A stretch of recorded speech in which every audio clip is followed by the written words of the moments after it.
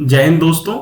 कल की क्लास में हमने टीचिंग एप्टीट्यूड पढ़ा था, तो उसमें हमने ये पढ़ा था कि प्रिंसिपल्स क्या है टीचिंग एप्टीट्यूड के, उसका कॉन्सेप्ट क्या है। तो आज हम उसका अगला टॉपिक पढ़ेंगे, लेवल्स ऑफ टीचिंग को। अब लेवल्स ऑफ टीचिंग जब आपको पढ़ना है तो सीधी सी बात है, लेवल से आप समझ रहे होंगे कि पहले कुछ होगा, फिर कुछ, फिर कुछ, तभी तो एक लेवल बनेगा। तभी तो लोग कहते हैं कि ये इस लेवल का नहीं है या ये चीज इस लेवल की नहीं है। लेवल से मतलब एक हायरार्की होगी। हायरार्की होगी तो कैसी होगी? ऐसी होगी। तो इसमें 3 हायरार्कीज आपको पढ़नी है। पहला क्या पढ़ना है, वो हायरार्की कैसे पढ़नी ये हम आपको बताते हैं। इसमें सबसे पहली चीज ये है कि teacher have to keep in the mind that developmental stage of learners. Learners क्या है, उनका स्टेज कैसा है? डेवलपमेंटल है। जैसे आप पहले प्राइमरी एजुकेशन लेते हैं, फिर सेकेंडरी एजुकेशन लेते हैं, फिर सीनियर सेकेंडरी, फिर हायर एजुकेशन, ऐसे पढ़ते हैं। तो उसका कोई ना कोई एक डिजायर्ड ऑब्जेक्टिव होता है। तो इस डिजायर्ड एजुकेशनल ऑब्जेक्टिव को अचीव करने के लिए लर्नर्स को देखते हुए 3 लेवल्स ऑफ टीचिंग बनाई गई। कितनी बनाई गई? 3 लेवल्स ऑफ टीचिंग बनाई गई। तो उसमें सबसे पहली जो है वो है मेमोरी लेवल। कौन सी है? Memory level. अब मेमोरी लेवल ऑफ टीचिंग जो होती है वो लीस्ट थॉटफुल होती है। अब लीस्ट थॉटफुल का मतलब क्या होता है? जैसे आपको करना क्या है कि रट्टाफिकेशन मारना है। अगर रट्टाफिकेशन को ही मेमोरी लेवल ऑफ, साफ भाषा में कहा जाए तो मेमोरी लेवल ऑफ टीचिंग किसको कहते हैं? रटने को। तो रटने में कोई आपको सोचना होता है, आपको ABCD जब आप पढ़ते तो उसमें सोचना, सिर्फ रटना है। उसके बाद आती है understanding level of teaching. Understanding level of teaching में आपको थॉटफुलनेस चाहिए होती है, आपको सोचना पड़ता है। उसके बाद आता है रिफ्लेक्टिव लेवल, जिसमें आपको मोस्ट थॉटफुल, ये सबसे ज्यादा कैसा होता है? थॉटफुल होता है। अब हम ये पढ़ेंगे कि मेमोरी लेवल को किसने क्वाइन किया, किसने अंडरस्टैंडिंग लेवल को। तो मेमोरी लेवल जो है वो JF हार्बर्ट ने लाए थे। कौन लाया था? JF हार्बर्ट। और ये किस लेवल पे यूज होती है? प्राइमरी लेवल पे होती है। किस लेवल पे होती है? प्राइमरी लेवल पे। यानी प्राइमरी लेवल ऑफ एजुकेशन के लिए आप मेमोरी लेवल का इस्तेमाल करते हैं। दूसरा क्या है? Understanding level. अब अंडरस्टैंडिंग लेवल कौन लाया? अंडरस्टैंडिंग लेवल ले आए HC मॉरिसन। HC मॉरिसन जो है वो अंडरस्टैंडिंग लेवल ले आए, और ये यूज होती है मिडिल एंड हायर एजुकेशन के लिए, यानी सेकेंडरी, सीनियर सेकेंडरी के लिए ये इस्तेमाल होती है। उसके बाद आता है रिफ्लेक्टिव लेवल। आपने ये तीनों लेवल पढ़ लिया। रिफ्लेक्टिव लेवल जो है वो बिगी एंड हर्ट ने लाया था। किसने लाया था? बिगी एंड हर्ट ने। ये इस्तेमाल होता है हायर लेवल ऑफ टीचिंग के लिए और यूनिवर्सिटी लेवल ऑफ टीचिंग के लिए इस्तेमाल होता है। जैसा कि इसका नाम है रिफ्लेक्टिव, यानी पहले आप याद करोगे, फिर अंडरस्टैंड करोगे, तब तो वो आपके बिहेवियर में रिफ्लेक्ट करेगा, यानी आत्मसात करना एक तरीके से, और आपने जो भी पढ़ा है वो आपके बिहेवियर में रिफ्लेक्ट करे। ये कब होता है? जब आप हायर एजुकेशन लेते हो तब। इसको कहते हैं रिफ्लेक्टिव लेवल ऑफ टीचिंग। अब हम तीनों लेवल ऑफ टीचिंग्स को बड़े आराम से समझते हुए पढ़ेंगे, क्योंकि इससे क्वेश्चंस अक्सर बनते हैं लेवल्स ऑफ टीचिंग से। तो सबसे पहला जो हम पढ़ेंगे वो पढ़ेंगे मेमोरी लेवल। तो जैसा कि हम लोगों ने पढ़ा कि ये कैसा है? रोट है। रोट यानी रट्टाफिकेशन वाली लर्निंग है। रट्टाफिकेशन वाली लर्निंग में सबसे पहली चीज क्या होती है कि आपका इस्तेमाल किस चीज का होता है?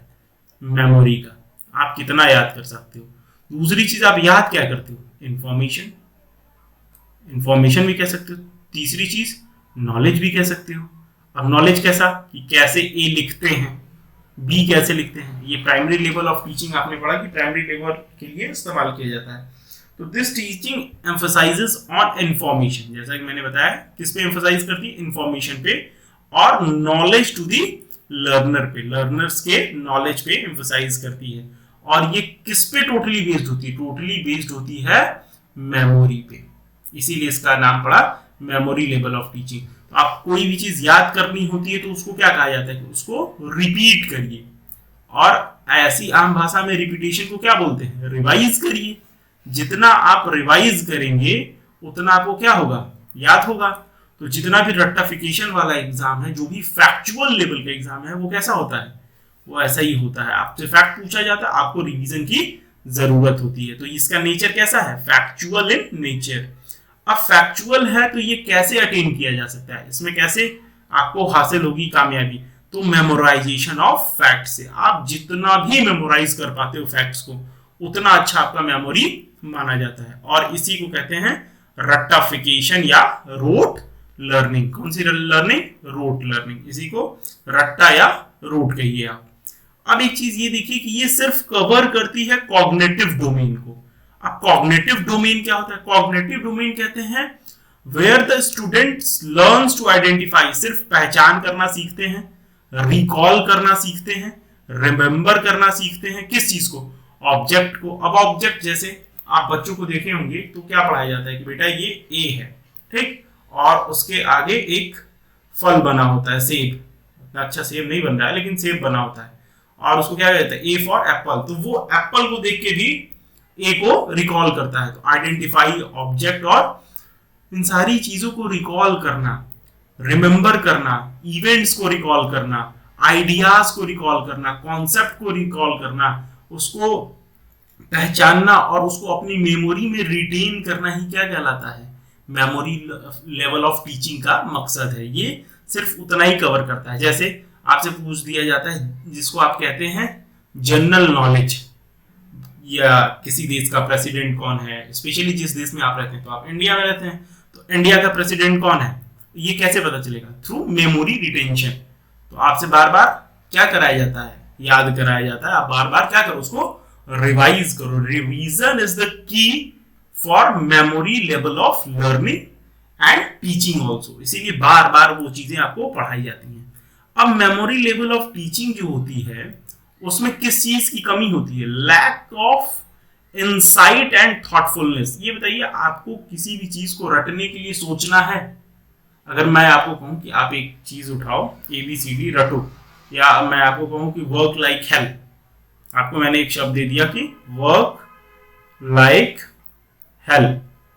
अब मैं पूछा कि कल मैं आपसे पूछूंगा कि मैंने कौन सा शब्द आपको दिया था, वर्क लाइक हेल, तो आप इसको क्या करेंगे? आप बार बार इसको रटेंगे। इसमें कोई भी इंसाइट है कि इसके पीछे आपको सोचना है कि ये क्या है, क्या चीज है, थॉटफुलनेस है? ऐसा कुछ नहीं। और एग्जाम भी इसके जो होते हैं वो मेमोरी टेस्टिंग एग्जाम ही होते हैं। और तभी इसकी टीचिंग मेथड कैसे हो जाएगी? इसकी टीचिंग मेथड हो जाएगी सब्जेक्ट सेंट्रिक। अब सब्जेक्ट सेंट्रिक का मतलब कि हमारा सारा ध्यान जो है वो इस चीज में रहेगा कि बच्चे को वो सब्जेक्ट याद हो, और याद होने का मतलब है कि उसकी मेमोरी में फिट हो। कहां हो? मेमोरी में फिट हो, बस, दैट्स ऑल। इसको कहते हैं मेमोरी लेवल ऑफ टीचिंग। अब इसमें आपको ये बताना है कि टीचर का रोल कैसा है।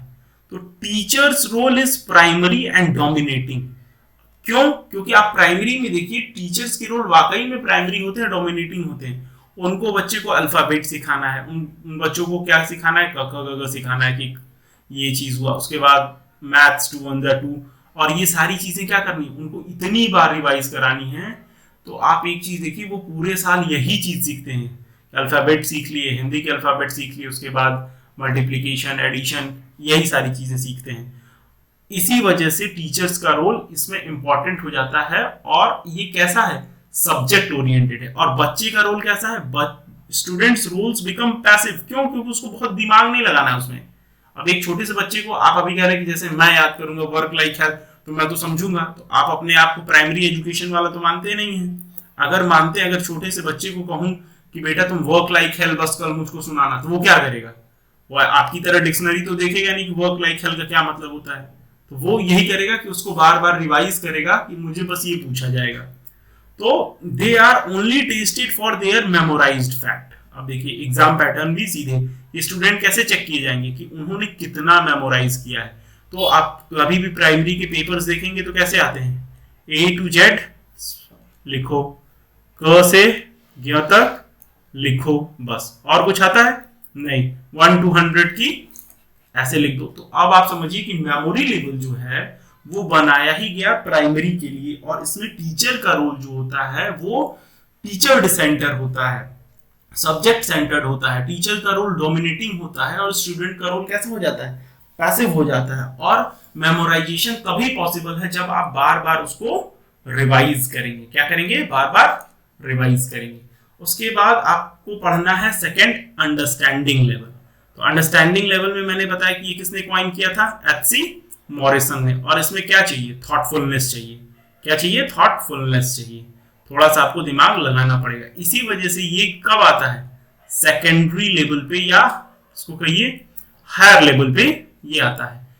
अंडरस्टैंडिंग का जो लिटरल मीनिंग होता है वो होता है टू ग्रास्प, यानी किसी चीज को ग्रहण करना, टू लर्न किसी चीज को सीखना, टू हैव नॉलेज ऑफ, आपको उस चीज का ज्ञान होना चाहिए, आप उसको इन्फर कर सकें, इंटरप्रिटेट कर सकें। तो कोई भी चीज आप जैसे डीआई है आपके सिलेबस में, डेटा इंटरप्रिटेशन, तो डेटा इंटरप्रिटेट आप कब करते हैं, जब आपको डेटा की नॉलेज होगी। डेटा की नॉलेज कब होगी, जब आपके पास मेमोरी लेवल ऑफ अंडरस्टैंडिंग हो, उसके बाद अंडरस्टैंडिंग चाहिए होती है। यानी फर्स्ट मेमोरी लेवल, देन उससे ऊपर अंडरस्टैंडिंग। अगर मैं ये कहूं कि किसी भी चीज को अंडरस्टैंड करने के लिए पहले वो आपकी मेमोरी में तो होना चाहिए, उसके बाद तो आप अंडरस्टैंड करेंगे, ऐसे तो हो नहीं जाएगा। इसीलिए ये मेमोरी लेवल से हायर है, higher than memory level but inferior than reflective level. कैसा है, higher than memory level but inferior than reflective level या लेस देन रिफ्लेक्टिव लेवल। ये जब एक तरीके से आप ये समझिए कि आपको प्री रिक्वायर्ड है मेमोरी लेवल।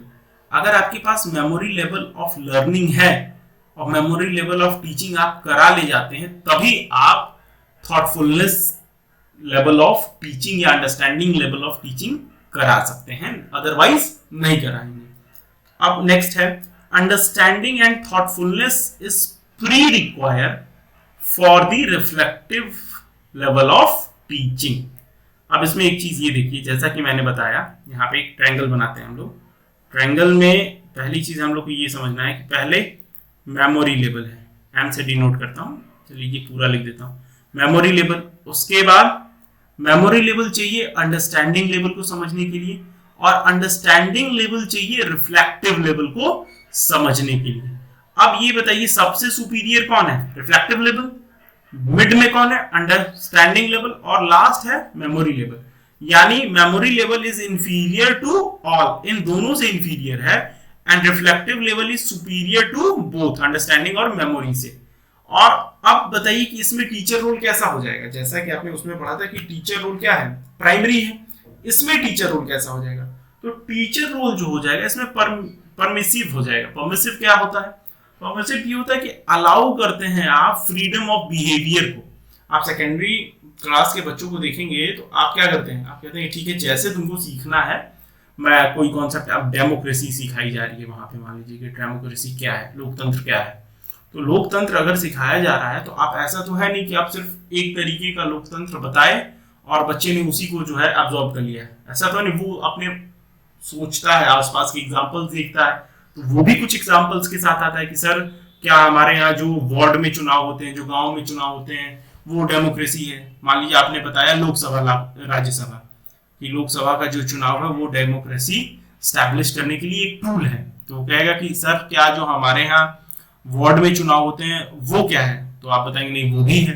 तो आप इस तरीके से क्या कर रहे हैं, फ्रीडम को अलाउ कर रहे हैं, तो टीचर का रोल उतना नहीं रह जाता जितना कि प्राइमरी लेवल पे। अब आपको ये जानना है कि इसमें लर्नर का रोल कैसा होता है, तो टीचर और लर्नर दोनों का रोल जो है प्राइमरी पोजीशन पे आता है in this level of teaching. Primary position पे कैसे आता है कि दोनों एक दूसरे से कोरिलेट करते हैं, दोनों एक दूसरे से कोरिलेट करते हैं। अब बच्चे के पास वो थोड़ा बड़ा हो गया है तो उसने भी कुछ चीजें देख ली हैं, जब उसने भी कुछ चीजें देख ली हैं तो वो भी अपने एक आइडियाज के साथ आता है, अपनी कुछ एग्जांपल्स के साथ आता है, अपनी कुछ डाउट्स के साथ आता है। अगर आप प्राइमरी लेवल ऑफ टीचिंग देखिए तो उस बच्चे को कोई डाउट नहीं होता है, ये ऐसे लिखते हैं तो ये थोड़ी कहता है कि सर ये ऐसे नहीं, उल्टा ये ऐसे क्यों नहीं लिखते हैं।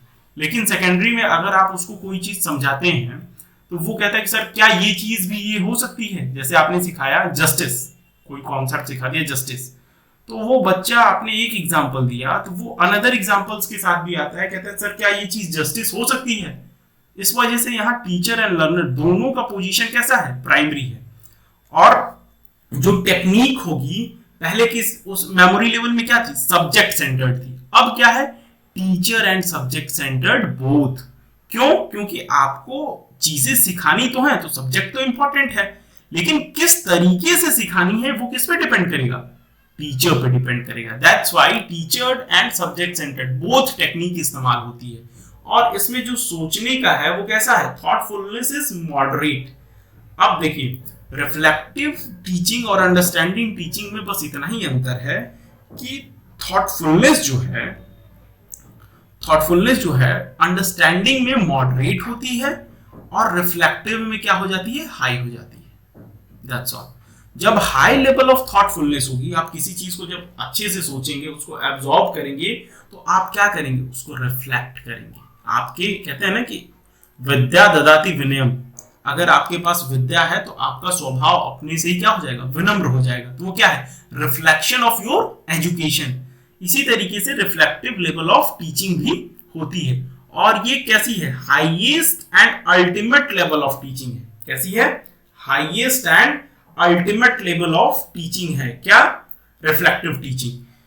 और इसमें लर्निंग एक्टिविटी भी जो है वो कैसी है, टीचिंग एंड लर्निंग एक्टिविटी दोनों एक तरीके से देखिए, आप जो पढ़ रहे हैं, memory level of teaching, understanding level of teaching and reflective level of teaching, यही चीजें आप टीचिंग के साथ इस पे लर्निंग भी कर सकते हैं।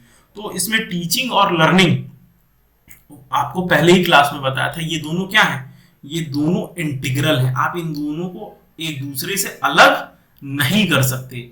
तो इसमें अल्टीमेट लेवल ऑफ टीचिंग है और highest level of teaching and learning है। अब ये इसका अप्रोच कैसा है, जैसा हमने पहले देखा सब्जेक्ट सेंट्रिक अप्रोच था, दूसरा कैसा था, teacher and subject centric approach था, अंडरस्टैंडिंग लेवल। ये जो है वो प्रॉब्लम सेंट्रिक अप्रोच है, और ये कहाँ इस्तेमाल होता है, हमने पहले भी पढ़ा है, हायर लेवल पे। अब ये बताइए, आप किस चीज के लिए पढ़ रहे हैं, आप पढ़ रहे हैं नेट जेआरएफ के लिए, उससे आप क्या करेंगे, पीएचडी। जब आप पीएचडी करने जाओगे तो आपको सबसे पहली चीज क्या करनी होगी, किसी चीज पे रिसर्च करना होगा, तो आपको क्या खोजना होगा, प्रॉब्लम। तभी तो आप रिसर्च करके उसका सॉल्यूशन खोजेंगे। तो ये स्टडी कैसी हो जाएगी, प्रॉब्लम सेंट्रिक। दैट मींस कि ये highest level of teaching and learning है। अब इसमें एक चीज ये बताइए कि टीचर का रोल कैसा हो जाएगा। तो teachers role is democratic. Democratic means कि जैसा सब्जेक्ट की डिमांड हो, स्टूडेंट की डिमांड हो, वैसा। डेमोक्रेटिक का मतलब क्या होता है, डेमोक्रेसी का मतलब होता है जैसा जनता चाहती है। डेमो की cracy, demo plus cracy, demo means public, cracy means system, public का सिस्टम। उसी तरीके से टीचर्स का रोल यानी स्टूडेंट और सब्जेक्ट की जो डिमांड है वैसा टीचर का रोल हो जाएगा। अब यहाँ पे जो टीचिंग भी होगी वो कैसी होगी, रिफ्लेक्टिव लेवल की होगी। अब इसमें सबसे ज्यादा जो किसी का अगर रोल है तो वो है student. Student plays an active role in this type of learning. क्यों, क्योंकि अगर मैं आपसे कहूं कि आप पीएचडी कर रहे हो तो उसमें आपके गाइड क्या अलॉट होते हैं, गाइड अलॉट होते हैं। गाइड का मींस क्या होता है कि आपको कोई गाइड करेगा, सिर्फ दिशा निर्देश देगा, वो आपका काम नहीं करेगा। दैट मींस कि स्टूडेंट को एक्टिवली अपने प्रॉब्लम्स को सॉल्व करना है। और वो कैसे करता है, जब वो मेमोरी लेवल ऑफ टीचिंग ले चुका होता है, जब उसके पास एक थॉटफुलनेस यानी अंडरस्टैंडिंग लेवल ऑफ लर्निंग हो चुकी रहती है। तो उसको आप इस तरीके से कह सकते हैं कि student understands, learn, interpret the concept. कोई कॉन्सेप्ट है उसको क्या करता है, वो अंडरस्टैंड करता है, फिर लर्न करता है, इंटरप्रेट करता है, and they devote there learning. जो उसने सीखा है वो क्या करता है, डिवोट करता है, एंड टाइम टू एनालाइज करने के लिए, and even solve the practical real life problems. ये देखिए एग्जैक्ट पीएचडी में यही होता है।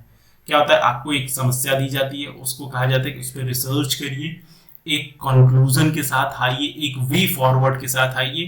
तो आप कब करेंगे, तभी जब उस चीज के पास आपके पास नॉलेज होगा, आपका कॉन्सेप्ट क्लियर होगा, आप उसकी एनालिसिस कर पाएंगे। उसके बाद तो कोई आप प्रैक्टिकल लाइफ प्रॉब्लम सॉल्व कर पाएंगे। मान लीजिए कि dowry is a problem in this country, law regulation सब होने के बाद भी ये चल रहा है, और आपका रिसर्च टॉपिक क्या है, डाउरी ही है।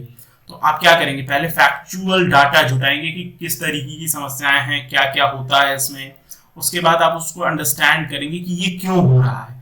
उसके बाद आप सारी चीजों को पढ़ने के बाद आप प्रैक्टिकल रियल लाइफ प्रॉब्लम के साथ आएंगे कि जब तक एजुकेशन नहीं होगा तब तक ये चीजें चलती रहेंगी, जब तक फीमेल का ऑब्जेक्टिफिकेशन होगा तब तक डाउरी रहेगा। इसीलिए इस टाइप ऑफ लर्निंग को जो है मोस्ट थॉटफुल लर्निंग बोलते हैं। कैसी लर्निंग बोलते हैं, मोस्ट थॉटफुल लर्निंग। यहाँ पे हमारा लेवल्स ऑफ टीचिंग जो है वो खत्म होता है। जैसा कि आपने पढ़ा कि memory level, understanding level and reflective level, ये सबसे छोटा, उसके बाद ये, उसके बाद रिफ्लेक्टिव लेवल, इसमें क्या है, सब्जेक्ट सेंट्रिक है, इसमें टीचर एंड सब्जेक्ट सेंट्रिक, और इसमें प्रॉब्लम सेंट्रिक।